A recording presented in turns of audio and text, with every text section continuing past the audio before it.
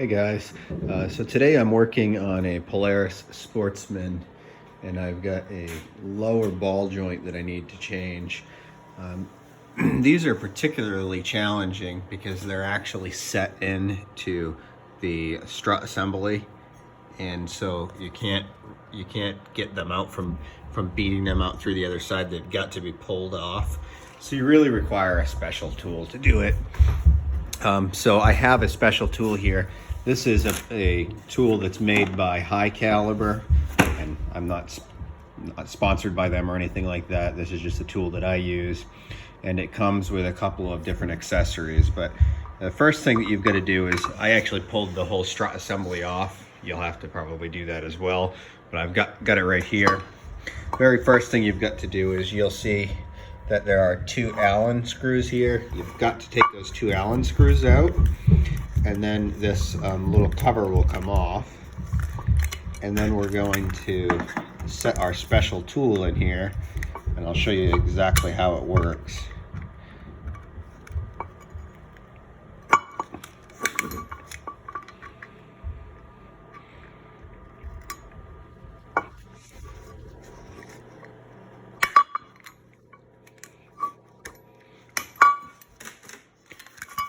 It's hard to do this one-handed, so I'll come right back in the video. All right, so I've gotten that screw out, and I also started putting together my kit so that way I could show you guys. So here's how it is. You take this, there's the big thick round one that's in your kit out, and you'll be able to thread, there's some bolts that come right with the kit. Those will thread directly into the threads for that you just took out of that plate. And then what you're going to do is you're going to take, sorry, I gotta get resituated here. You're going to take the other pieces that are in your kit, and you're going to sit it up just like this. Okay, so you're going to have that other steel plate that's in there that says High Caliber on it. You're going to have the nut, and you're going to have the big bolt. The big bolt actually has threads on the inside of it that you can see. That is going to thread directly on to your ball joint. Okay. And then, as you can see, make sure you got it, threaded, fully threaded, because there's a lot of pressure on this when you're cranking it. So you want to get it fully all the way down, set onto the ball joint, because the last thing you want to do is tear the threads out, because believe me, once the threads are jacked up like that one is right there, you might as well throw the whole thing right in the garbage as far as I'm concerned, because it is so hard to get this out without a puller, and you can't thread onto it if the threads are junk. So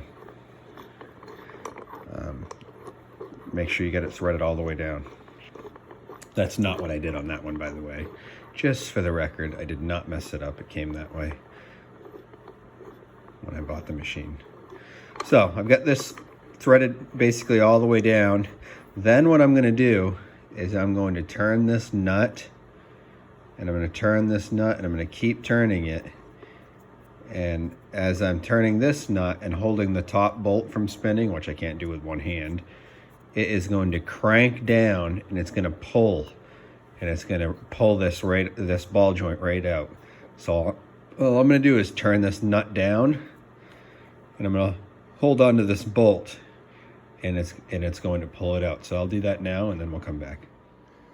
All right, so I ended up coming over to the vise because this piece was turning, so it's a lot easier if you put it in the vise.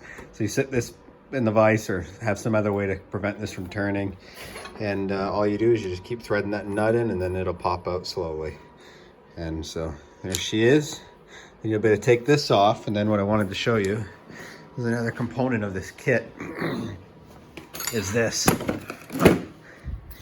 And this is really cool because, as you can see, it's made to hammer it back into place. So you'll be able to slip this right down over the new ball joint. And I've got one here somewhere. But anyway, you'll slip this over the new ball joint, and then you'll be able to use this to hit and hammer it in without having to worry about damaging the threads.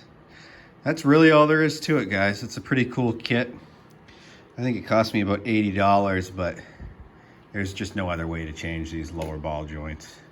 So instead of getting angry, just spend the 80 bucks and be done with it, and you'll have it forever. It's pretty much good for all the Polarises, all the Polaris sportsmans, for pretty much almost all the years.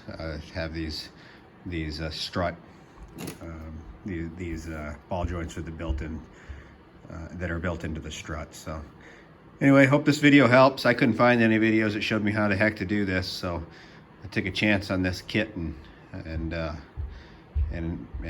of course the kit came with no instructions, so I wanted to show you guys how I did it.